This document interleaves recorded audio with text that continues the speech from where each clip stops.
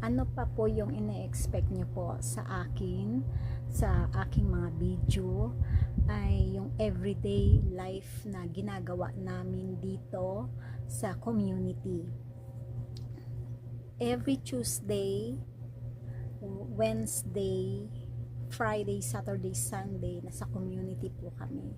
So may Wednesday po kami, every 2 weeks of Wednesday, meron po kaming mga missionary prayer po namin.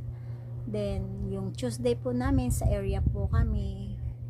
Friday, Saturday, nasa area din po kami. Sunday, nagtuturo po kami ng values formation sa children every Saturday kapag meron po kaming children's feeding ministry.